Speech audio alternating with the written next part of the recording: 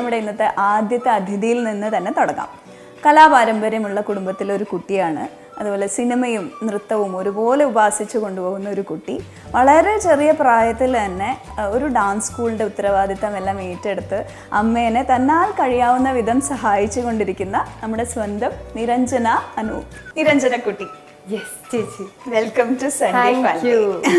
നമ്മൾ രണ്ടുപേരും ഒരേ ഗുരുവിന്റെ ശിഷ്യകളാണ്. അപ്പൊ ആ ഒരു അടുപ്പം ഡെഫിനറ്റ്ലി ഉണ്ട്. അപ്പൊ തീർച്ചയായിട്ടും ഒരേ തായ് വഴിയിൽ നിന്ന് വരുമ്പോൾ അതിന്റെ ഒരു എഫെക്ഷൻ തീർച്ചയായിട്ടും ഉണ്ട്. ആൻഡ് ഞാൻ നിരഞ്ജനയുടെ ഗോവിന്ദ മാധവൻ കാണാൻ വന്നു. എനിക്ക് ഭയങ്കര ഇഷ്ടമായി. അന്ന് തന്നെ ഞാൻ മെസ്സേജ് അയച്ചു. എനിക്ക് അന്ന് കുറെ സംസാരിക്കാൻ പറ്റിയില്ല, പക്ഷെ അന്ന് ചേച്ചിയുടെ അന്നത്തെ message was a big relief for me. കാരണം കമ്മിങ് ഫ്രം ഇത്ര എക്സ്പീരിയൻസ്ഡ് ആയിട്ടുള്ള ഒരാളുടെ കയ്യിൽ നിന്ന് ഞാൻ ആദ്യമായിട്ട് ചെയ്യുന്ന വളരെ എന്താ പറയുക പ്രോബബ്ലി അമച്വർ ആയിട്ടുള്ളൊരു പരിപാടി ആയിരുന്നിട്ടുണ്ടാവാം ഇൻ യുവർ ഐസ്. പക്ഷെ coming from you such a comment was a വലിയൊരു റിലീഫ് ആയിരുന്നു. ആ കമന്റ് ഞാൻ റിപ്പീറ്റ് ചെയ്യട്ടെ. You are a neat dancer. Thank you. അഭിനയ അല്ലെങ്കിൽ സിനിമാ കുടുംബത്തിന്റെ ഒരു പാരമ്പര്യമുണ്ട് നിരഞ്ജന കുട്ടിക്ക്. രഞ്ജിത്തേട്ടൻ നമുക്കെല്ലാവർക്കും ബഹുമാനിക്കുന്ന മഹാനായ വ്യക്തി, അമ്മാവനാണ്. 26 വർഷം മുമ്പ് ഷൂട്ട് ചെയ്ത ദേവാസുരം അല്ലെങ്കിൽ റിലീസായ ദേവാസുരം എന്ന് പറയുന്ന സിനിമ, അന്നൊരു വലിയ ട്രാൻസിഷനാണ് നടക്കണത്. അപ്പോൾ അതും കണ്ട് ഇപ്പൊ ഇതിന്റെ ഒരു ഭാഗമായ ഒരു കുട്ടി. രഞ്ജിമാമ ഞങ്ങളുടെ ഫാമിലിക്ക് തന്നൊരു ബ്ലെസ്സിംഗ് ആണ് ദേവാസുരം.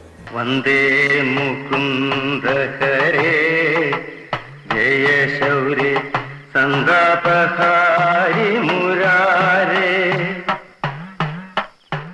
മുത്തശ്ശനെയും അമ്മമ്മേനെയും ഒക്കെ ഒരുപാട് പേരുടെ മനസ്സിൽ ഇമ്മോർട്ടലാക്കിയൊരു കാര്യമാണ്. പക്ഷെ വലിയ കോമഡി എന്താ വെച്ചാൽ എൻ്റെ അമ്മയ്ക്ക് മുത്തശ്ശന്റെയും അമ്മമ്മയുടെയും കഥയാണ് ദേവാസുരം എന്നുള്ളത് അന്നേ അറിയില്ലായിരുന്നു. അത് ശരി. അപ്പം മൂവി ഇറങ്ങി ഏകദേശം നന്നായി ചെയ്തിരുന്നു. ആ ഒരു സമയത്ത് ഇവരെല്ലാരും കൂടെ മൂവി കാണാൻ പോയി. എൻ്റെ അമ്മയല്ലേ, അമ്മ പടം കണ്ടു കഴിഞ്ഞിട്ട് രഞ്ജിത്ത് എനിക്ക് പടം ഇഷ്ടമായിട്ടില്ല, ഫുൾ ഇടിയും കുത്തും, എനിക്ക് മടുത്തു, എനിക്ക് ഇഷ്ടമായില്ല, അതാണ് പറയണത്. ദേവാസുരം പോലൊരു പടം നാരായണി ചേച്ചിക്ക് ഇഷ്ടപ്പെട്ടില്ല. പിന്നെ അമ്മ അന്ന് തൊട്ട് ഒരു സിനിമ, അമ്മ ഇപ്പോഴും അധികം ഒരു ആർഡൻ മൂവി വാച്ചർ ഒന്നും അല്ല. അമ്മയ്ക്ക് കുറച്ച് നല്ല കോമഡി വേണം, നല്ല എന്റർടൈനർ ആയിരിക്കണം എന്നുള്ള രീതി. അമ്മയ്ക്ക് സ്റ്റണ്ടും സെന്റിമെന്റ്സ് ഒക്കെ ഭയങ്കര പ്രശ്നം. അപ്പൊ അന്ന് അമ്മയുടെ റിപ്ലൈ ഇങ്ങനെയായിരുന്നു. പക്ഷെ പിന്നെ എനിക്ക് തോന്നുന്നു അമ്മ കോളേജിൽ പോയി അമ്മയുടെ ഫ്രണ്ട്സിന് റൈറ്റപ്പ് ഒക്കെ വരുമല്ലോ അന്ന്. അങ്ങനെയാണ് അമ്മ പറയണത്, ഇത് ഇങ്ങനെയായിരുന്നു ഇല്ലേ, സ്വന്തം അച്ഛന്റെ അമ്മയുടെയും കഥ അങ്ങനെയായിരുന്നു അമ്മയ്ക്ക് അങ്ങനെ ഒരു ഇത്. പക്ഷെ എനിക്കും ദേവാസുരം എനിക്ക് അമ്മമ്മയൊക്കെ പറഞ്ഞു തന്നിട്ടുള്ള അവരുടെ ഒരു കഥ വിറ്റ്നസ് ചെയ്യാൻ പറ്റിയൊരു ഭാഗ്യം കൂടെ ഉണ്ട്. പൊതുവെ ഗ്രാൻഡ് പേരൻസിന്റെ ലവ് സ്റ്റോറി ആ ഒരു ടൈമൊന്നും നമുക്ക് വിറ്റ്നസ് ചെയ്യാൻ പറ്റില്ല. എനിക്കത് ഇൻഡയറക്ട്ലി വിറ്റ്നസ് ചെയ്യാൻ പറ്റിയത് വലിയൊരു ഭാഗ്യമാണ്. അപ്പൊ അമ്മമ്മ ഡാൻസർ ആയിരുന്നു? അമ്മമ്മ ഡാൻസർ ആയിരുന്നു. ജീവിതത്തിൽ കിട്ടിയിട്ടുള്ള ഏറ്റവും നല്ല കോംപ്ലിമെന്റ് എന്താ? കോംപ്ലിമെന്റ്സ് കൂടുതലും ഒരു ഷോ കഴിഞ്ഞാൽ എവറി ഡാൻസ് അല്ലെങ്കിൽ every artist would love getting. മനസ്സിൽ തട്ടി നിൽക്കണ ഒരു ഇതുണ്ടാവില്ലേ? ശോഭന അക്കാടെ ഡാൻസ് ചെയ്തു.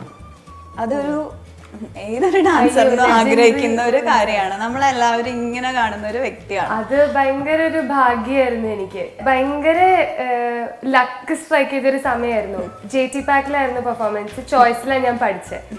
അപ്പൊ അന്ന് ശോഭന മാമിന്റെ ട്രൂപ്പില് ഒരു കുട്ടി ഫെൽസിക്ക് സുഖമില്ലാതെയായി. അപ്പം അങ്ങനെ വന്നപ്പം ഒരു കുട്ടിയെ ഒരു കുട്ടിയെ കിട്ടുകയാണെങ്കിൽ നന്നായിരുന്നു. അപ്പൊ സ്കൂളിൽ നിന്ന് ഐ തിങ്ക് JT പാക്കിന്റെ അവർക്ക് എന്നെ അറിയായിരുന്നു. അപ്പോൾ എൻ്റെ ടീച്ചർ തന്നെയാണ് വിളിച്ചത്, ഇപ്പം ഇങ്ങനെ ഒരു കുട്ടിയെ ആവശ്യമുണ്ടെന്നാണ്. ശോഭന മാമിന്റെ ഷോ JT പാക്കിൽ ഒന്നും ആലോചിച്ചില്ല, നേരെ അങ്ങ് പോയി. അന്ന് ഉച്ചയ്ക്കാണ് ഞാൻ മാമിനെ മീറ്റ് ചെയ്യണത്. അത് കഴിഞ്ഞ് വൈകിട്ട് ഓൺ സ്റ്റേജ് ആണ്. അതിന്റെ ഒരു ടെൻഷനും ഗംഭീരമായിട്ടുണ്ടായിരുന്നു. അത്രയും സമയം കൊണ്ട് പഠിച്ചു. It was A very small part. അപ്പം മാം ചെന്നു. എന്തായിരുന്നു ചെയ്തത്? അത് ഒരു പെർട്ടിക്കുലർ സീനില് ഏഞ്ചൽസിന്റെ ഒരു വരവുണ്ടായിരുന്നു. അതില് ഷീ നീഡഡ് ഒരു പെർട്ടിക്കുലർ ഏഞ്ചൽ. ആ ഒരു പെർട്ടിക്കുലർ ഏഞ്ചലായിരുന്നു ഞാൻ. മാലാഖയായിട്ട്. അപ്പൊ മാം വളരെ സിമ്പിൾ ആയിട്ടാ പറഞ്ഞത്. ചെയ്യേണ്ട സ്റ്റെപ്സ് കാണിച്ചു തന്നു. ഇന്നതാണ് സ്പീക്കിംഗ് പാർട്സ്. ഓഫ് കോഴ്സ് ഇത്രയും കുറവ് സമയം കൊണ്ട് പറ്റില്ല, അപ്പൊ ഇത് ചെയ്യാൻ പറ്റില്ല. എനിക്കത് ലോട്ടറി അടിച്ച പോലെയായിരുന്നു. മാമിന്റെ കൂടെ ഒരു സ്റ്റേജ് ഷെയർ ചെയ്യാൻ വാസ് അമേസിങ്. ആ ഒരു സീൻ ജീവിതത്തിൽ ഞാൻ ഏറ്റവും കൂടുതൽ ചെറിഷ് ചെയ്യുന്ന ഒരു മൊമെന്റ് ആയിരുന്നു. കഴിഞ്ഞപ്പോ എന്ത് പറഞ്ഞു? She was very happy. ആള് വന്ന് താങ്ക് യു ഒക്കെ പറഞ്ഞു. പക്ഷെ എനിക്ക് മാം എന്താ പറഞ്ഞതെന്ന് ശരിക്കും പറഞ്ഞാൽ തലയിൽ പോയിട്ടില്ല. ഐ വാസ് ഭയങ്കര എക്സൈറ്റഡ് ആയിരുന്നു മാമിനെ കാണാനും.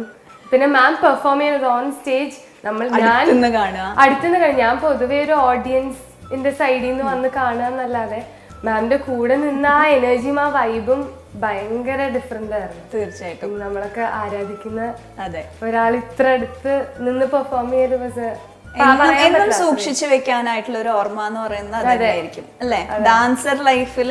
അതും പിന്നെ മേമയുടെ കൂടെ പെർഫോം ചെയ്തിരുന്നു 9th. അത് കൂടുതലും മഞ്ജു ചേച്ചിയുടെ കൂടെ ഞാൻ കോഴിക്കോട് പെർഫോം ചെയ്തിട്ടുണ്ട്. ഇവരുടെ രണ്ടുപേരുടെയും കൂടെയുള്ള പെർഫോമൻസസ് ആണ് എനിക്ക് കിട്ടിയത്.